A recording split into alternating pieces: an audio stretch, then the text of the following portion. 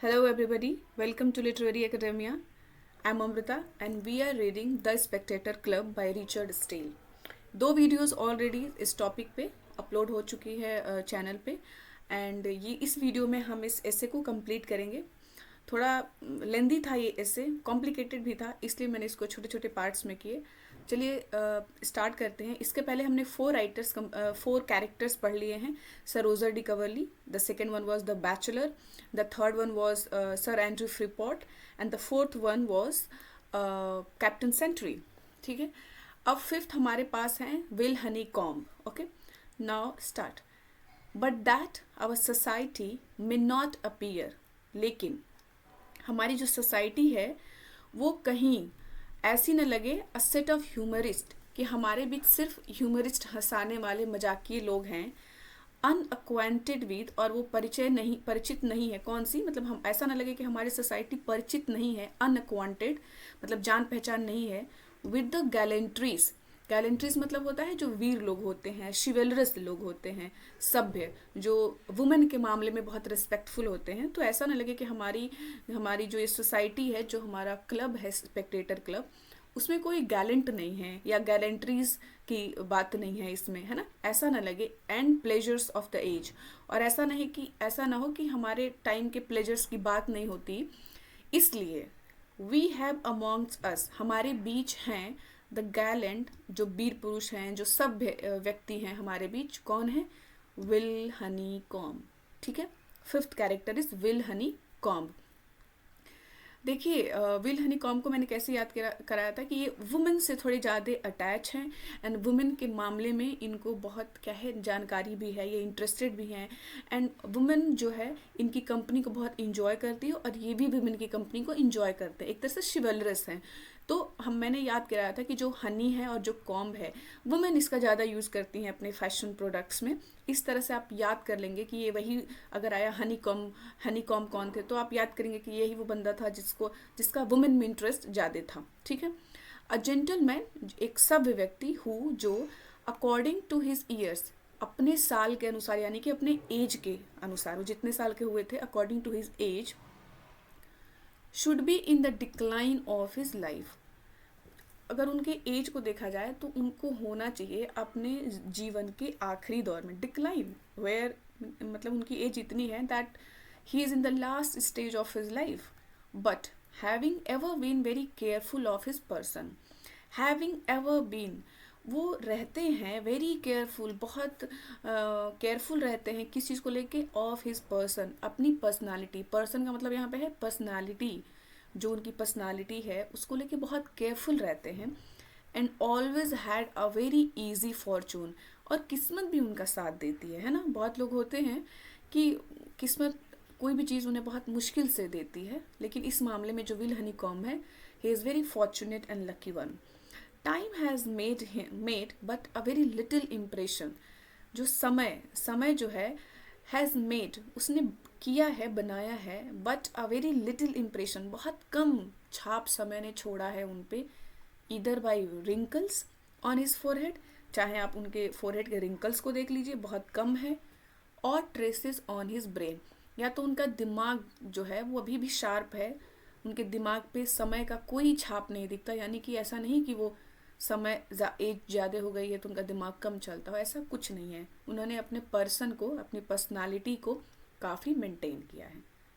His person is well turned, जो उनकी personality है, वेल टर्न्ड. ठीक है.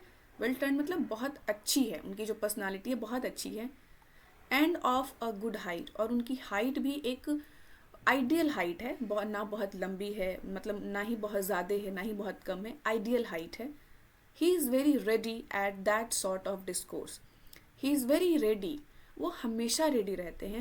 At that sort of discourse, उस तरह की बातों के लिए. किस तरह की?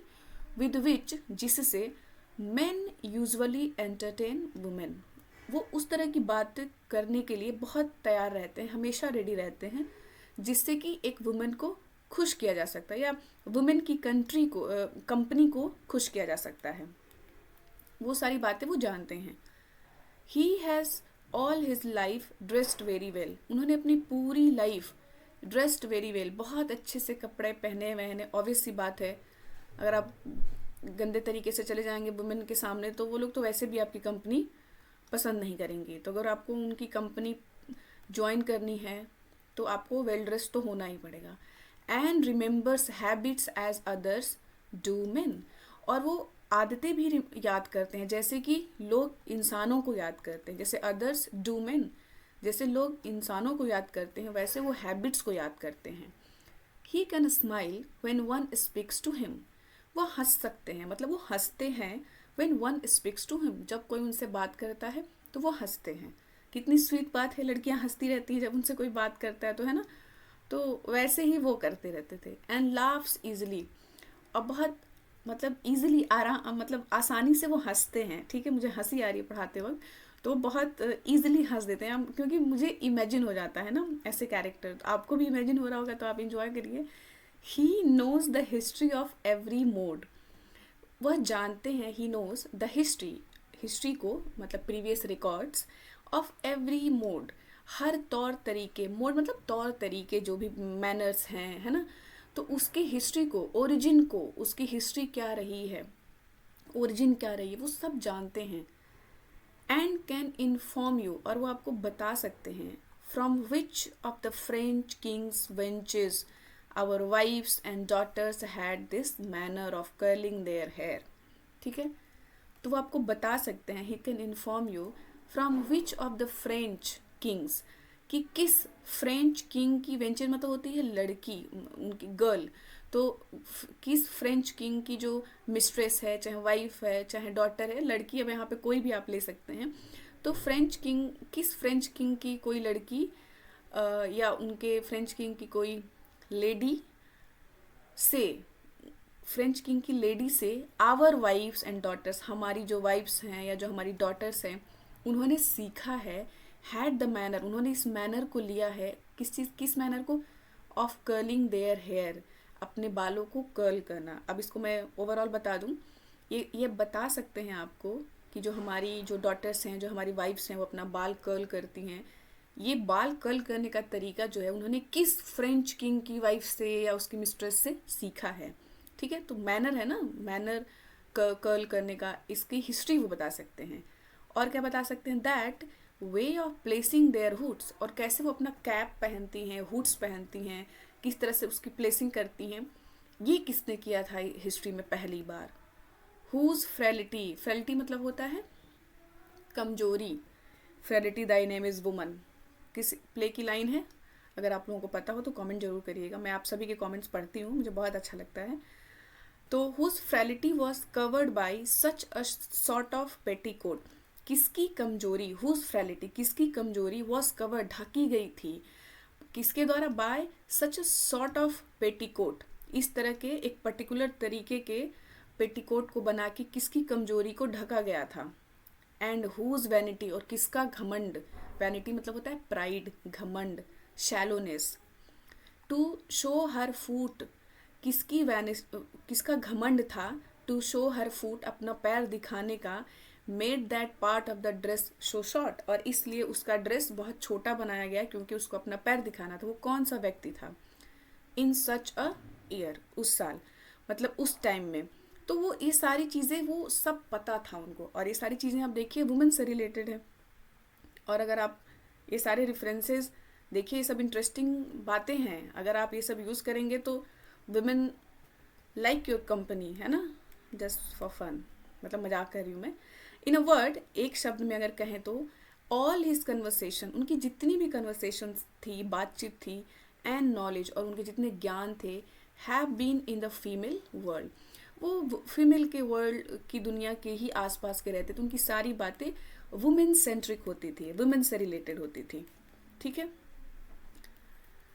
as other men of his age will notice to you what such a minister said upon such and such occasion, as other men of his age, बाकी जो लोग होंगे, जो उनके एज के जो अन्य लोग होंगे, विल नोटिस, वो नोटिस करेंगे, विल नोटिस टू यू, आपको बताएंगे, है ना, आपसे नोटिस करवाएंगे या आपको बताएंगे, व्हाट सच अ मिनिस्टर, कि किस मिनिस्टर ने कहा, अपॉन सच सच ओकेजन, कि किस मिनिस्टर ने किस किस ओकेजन पे क्या क्या कहा।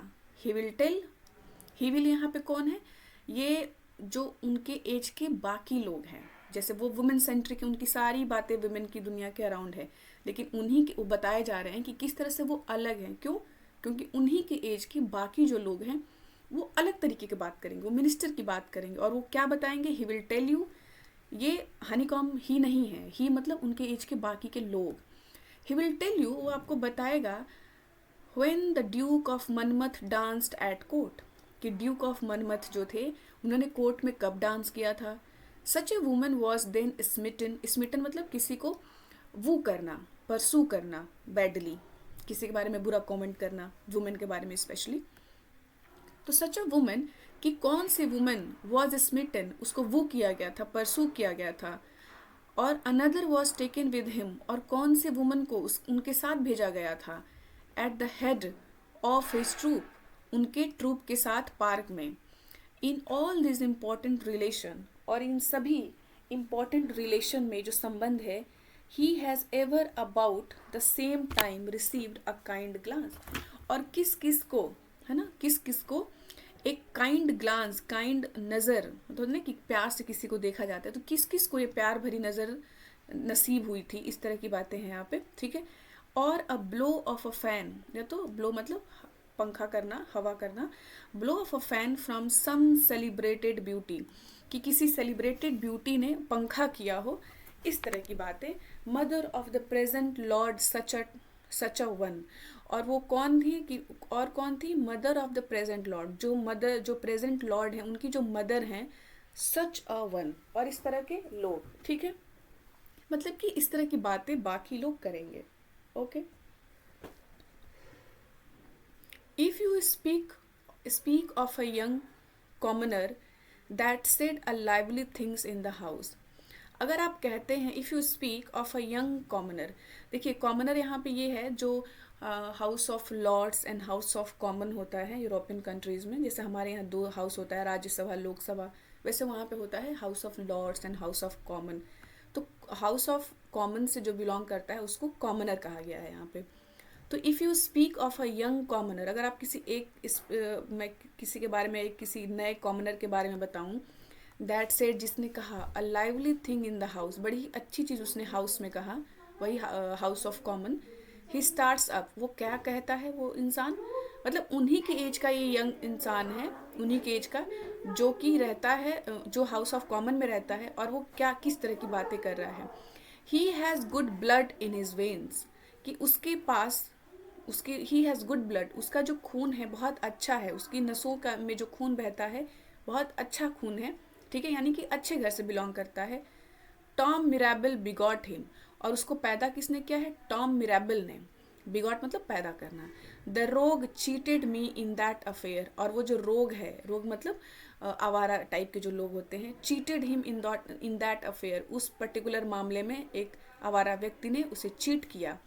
दैट की यंग फेलोज मदर, की एक यंग फेलो था, उसका साथी था, उसकी जो मदर थी, यूज्ड मी, उसने मुझे यूज़ किया, उसकी मदर ने, मोर लाइक अ डॉग, एक डॉग की तरह, than any women I have ever made advances to, उसके किसके बजाय? किसी और वुमेन के बजाय, जिसको मैंने अभी तक परसू किया है, एडवांसेस किया है, मतलब जिससे मैंने एडवांस, जिसको मैंने परसू किया हो। तो कोई भी ऐसी वुमन नहीं थी जिसने मुझे, ये जो यंग फेलो है दूसरा व्यक्ति, उसकी मदर ने जिस तरह से मुझे ट्रीट किया, बुरे तरीके से ट्रीट किया, किसी और वुमेन ने मुझे ट्रीट नहीं किया है। तो मतलब इस तरह की बातें हाउस ऑफ कॉमन में, या वो व्यक्ति जो बोलेगा, मतलब कि इन लोगों की बातें देखिए कितनी अलग है, और विल हनीकॉम की बातें सिर्फ वुमेन सेंट्रिक हैं, ये बताने की कोशिश की जा रही है। This way of talking of his of very much enlivens the conversation among us of for a more sedate turn. तो जो हनीकॉम जिस तरह की बातें करते थे, this way of talking of is very much enlivens, मतलब जिंदा कर देना, वाइब्रेंट माहौल कर देना। इनलाइवेंस द कन्वर्सेशन, कन्वर्सेशन को मतलब बहुत अच्छा कर देता है, इंटरेस्टिंग कर देता है, अमॉन्ग अस, हमारे बीच, of a more sedate turn. Sedate बहुत अच्छा एक वर्ड है, मतलब सीरियस। तो जो सीरियस माहौल होता है उसको इनलाइवेंस कर देता है, जो इनकी जो बातें हैं विल हनीकॉम की, and I find there is not one of the company, और आई फाइंड मुझे मैं देखता हूँ, मैं पाता हूँ कि कोई भी नहीं, there is not one of the company, हमारे कंपनी में कोई भी ऐसा व्यक्ति नहीं है, बट माई सेल्फ, मेरे सिवा, who rarely speak at all, जो कभी बोलता हो इनसे, but speaks of him as of that sort of man, लेकिन वो ऐसे बोलते हैं जैसे कि a sort of man who is usually called, इस तरह के व्यक्ति जो हैं वो called a well bred fine gentleman, उनको क्या कहा जाएगा, well bred fine gentleman, Will Honeycomb है। वेल ब्रेड मतलब होता है परवरिश, तो एक अच्छी परवरिश के सभ्य व्यक्ति हैं, इनकी अच्छी परवरिश की गई है। टू कंक्लूड हिज कैरेक्टर, अगर उनके कैरेक्टर को कंक्लूड किया जाए, where women are not concern, जहाँ पे वुमेन से रिलेटेड कोई मैटर नहीं है, he is an honest worthy man, तो वो क्या है, वो एक ऑनेस्ट वर्दी मैन है, और वुमेन के मैटर में वो थोड़े से इधर उधर दाएं बाएं फेंक के बातें करते हैं वुमेन को प्लीज करने के लिए, राइट। तो ये इतना हो गया। इसमें से क्वेश्चन देखिए, विल हनीकॉम से बस इतना ही पूछेगा कि who is the man who is interested in women, who is the man who knows the manners of the fashion of women, तो वुमेन से जोड़ के पूछेगा, और आप लोगों को इतना डिटेल में तो नहीं आएगा, बट थोड़ा सा इनको विल हनीकॉम को जोड़ के रखिएगा कि वो किस तरह के व्यक्ति थे। I can not tell whether I am to account him, मैं बता नहीं सकता कि मुझे इनको जोड़ना है कि नहीं जोड़ना है, कि इनको उनके बारे में बताना है कि नहीं बताना है। Whom I am next to speak, जिसके बारे में मैं नेक्स्ट अब नेक्स्ट मैं बोलने जा रहा हूँ, ठीक है। As one of our company, उनको मैं एक अपने कंपनी के तौर में स्पेक्टेटर क्लब के मेंबर के बारे में मैं बताने जा रहा हूँ, उनका इंट्रोडक्शन देने जा रहा हूँ, but I am not sure कि वो पूरी तरीके से हमारे क्लब के मेंबर हैं भी या नहीं हैं। क्यों, वो भी बताएगा। क्योंकि ही विजिट्स अस बट सेल्डम, वो बहुत कम हम लोगों से मिलते हैं, ठीक है। बट व्हेन ही डज, लेकिन जब वो मिलते हैं, हम लोगों से आते हैं मिलने, he adds to every man else a new enjoyment of himself, तो वो जोड़ देते हैं, ऐड करते हैं, एवरी मैन, हर एक मैन की लाइफ में, also a new enjoyment of himself, कि वो उनके आते ही माहौल थोड़ा इंजॉयमेंट हो जाता है, ठीक है, कि सब इंजॉय करने लगते हैं। He is a clergy man, अब ये इंपॉर्टेंट है कि लास्ट कैरेक्टर कौन है, clergy man. He is a clergy man, a very philosophic man, ये क्लर्जी मैन कैसा है, फिलोसफिक इंसान है, फिलोसफी जानते हैं ये, ऑफ जनरल लर्निंग, और जो जनरल ज्ञान होते हैं, जो कॉमन सेंस होता है, उसके भी बहुत बड़े जानकार हैं। Great sanctity of life, sanctity मतलब होता है हॉलीनेस, पवित्रता, लाइफ उनकी बहुत सैंक्टिटी से भरी हुई है, मतलब बहुत पवित्र जीवन जीते हैं वो, and the most exact good breeding, और ब्रीड मतलब होती है नस्ल, लेकिन अब इनके सेंस में नस्ल नहीं लेंगे, आप खानदान कह सकते हैं कि वो एक अच्छे खानदान से बिलोंग करते थे। He has the misfortune to be a very weak constitution, वो कॉन्स्टिट्यूशन नहीं है, वही है, बट यहाँ पे उसका सेंस अलग है, जो आप समझ रहे हैं, जो आप कॉन्स्टिट्यूशन को समझ रहे हैं वो नहीं है। यहाँ पे है कि ही हैज़ द मिसफॉर्चून, उनको उनका जो लक है वो थोड़ा सा गड़बड़ है, किस चीज़ में, to be very weak constitution, कि उनकी जो शरीर की जो बनावट है वो कैसी है, वीक है, कमज़ोर है। अभी विल हनीकॉम की कैसी थी, बहुत अच्छी थी।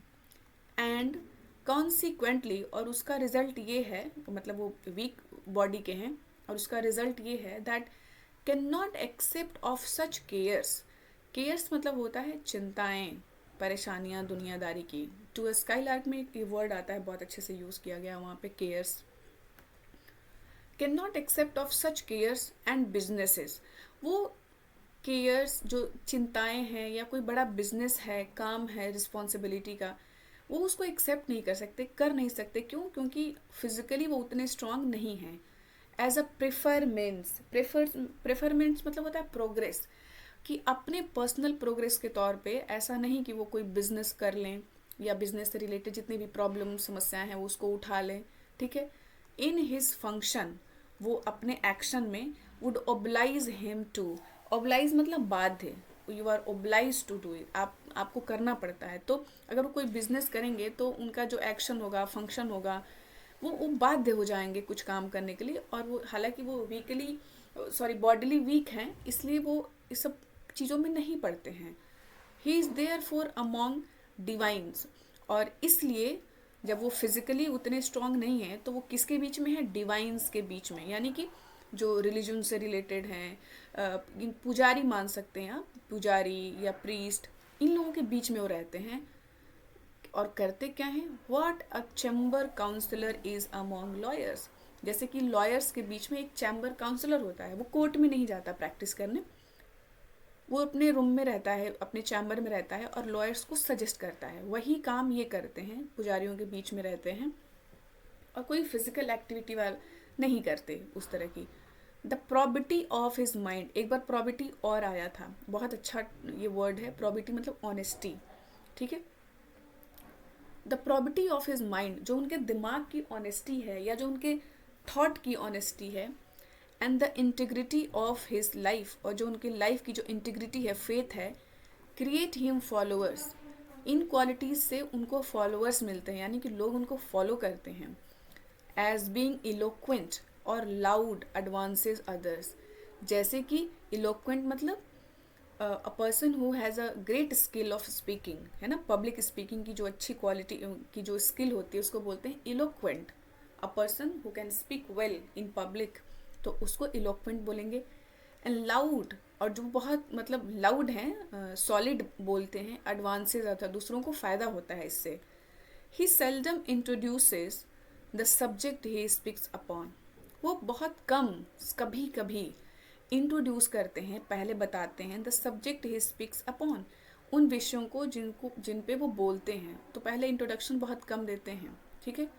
बट लेकिन we are so far gone in years, लेकिन हम इतने आगे चले गए हैं इन सालों में, इन ईयर्स, दैट कि he observes when he is among us, कि वो ऑब्जर्व करते हैं व्हेन जब वो हमारे बीच होते हैं, ही इज़ अमॉन्ग अस, तो वो ऑब्जर्व करते हैं। ही ऑब्जर्व्स, ये वाला बीच में एक तरह से क्या बोलेंगे, फ्रेज इन ए पोजिशन जो आता है कि एक्स्ट्रा इन्फॉर्मेशन देने के लिए, ही ऑब्जर्व्स यहाँ से आएगा। And earnestness to have him fall on some divine topic, तो क्या है कि ही ऑब्जर्व्स, वो ऑब्जर्व करते हैं, द अर्नेस्टनेस, अर्नेस्टनेस मतलब होता है सीरियसनेस, टू फॉल हिम, तो हम कोई भी जो हमारी कंपनी में जब वो बैठते हैं तो हम क्या करते हैं, यहाँ पे ही का मतलब ये आप हमसे लगाइए, जो कंपनी के जो मेंबर्स हैं उनके लिए आ रहा है। And earnestness to have him fall, हम वो एक सीरियस माहौल ऑब्जर्व होता है, टू हैव हिम फॉल, हम उनको प्रोवोक करते हैं, उनको लेके आते हैं घेर घार के, इन सम डिवाइन टॉपिक, कि कोई ना कोई डिवाइन टॉपिक पे वो आके बात करें। Which he always treats with much authority, जिसको कि ऐसे डिवाइन टॉपिक्स को, ठीक है, वो बहुत अथॉरिटी से, हक से ट्रीट करते हैं, बताते हैं। As one who has no interest in this world, ऐसे व्यक्ति के जैसे बात करते हैं जैसे कि उस इंसान को दुनिया में कोई इंटरेस्ट नहीं है, इस तरह वो भगवान की बातें करता है। एज वन, उस व्यक्ति के जैसे, who is hastening to the object of all his wishes, hastening मतलब तेजी से, जल्दी से, स्पीड से करना, who is hastening to the object of his all wishes, कि ऐसा कोई, वो इस व्यक्ति की तरफ बिलीव करते हैं जैसे कोई व्यक्ति है और उसकी जितनी भी इच्छाएं हैं, विशेज हैं, और जो उसका एम है उसको जल्दी जल्दी पाना चाहता हो। एंड कंसीव्स होप, और वो होप को कंसीव करते हैं, यानी कि होप को लेते हैं फ्रॉम हिज डीकेज एंड इनफर्मिटीज़, जो वो होपफुल रहते हैं किस चीज़ से, जितने भी डीकेज हैं, यानी कि जो ओल्ड एज, उनकी जो भी उनकी फिजिकल प्रॉब्लम्स हैं, या इन्फर्मिटी मतलब होता है बुढ़ापे के कारण जो शरीर में कमजोरी आती है, उसको बोलते हैं इन्फर्मिटीज़। ये हमने पढ़ा था सरोजर एट होम में, ये वर्ड आया था इन्फर्मिटीज़, आप लोग अगर ध्यान होगा तो आपको। तो वो इस सब चीज़ों में भी होप ढूंढ लेते हैं, अपने जो फिजिकल डीके हो रहा है उनका, या उनकी जो बुढ़ापे में जो इन्फर्मिटीज़ हैं, जो फिजिकल वीकनेस है।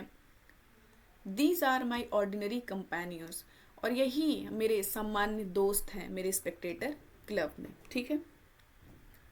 इस वीडियो को मैं पार्ट 3 थंबनेल से डालूंगी, आप लोग तीनों देखिएगा। अगर मैं एक दो वीडियो में करती तो ये बहुत लेंदी हो जाता, इसलिए मैंने इसका 3 पार्ट बनाया। और आज ये ऐसे ख़त्म होता है। और अब देखेंगे कि आगे क्या करते हैं। एक नेक्स्ट वीडियो आने वाला है मीटर और फूड पे एंड सिलेबल पे, बहुत इंटरेस्टिंग तरीके से। Stay tuned to my channel literary academia. हो सकता है कि वीडियो कल तक अपलोड हो जाए। Thank you so much.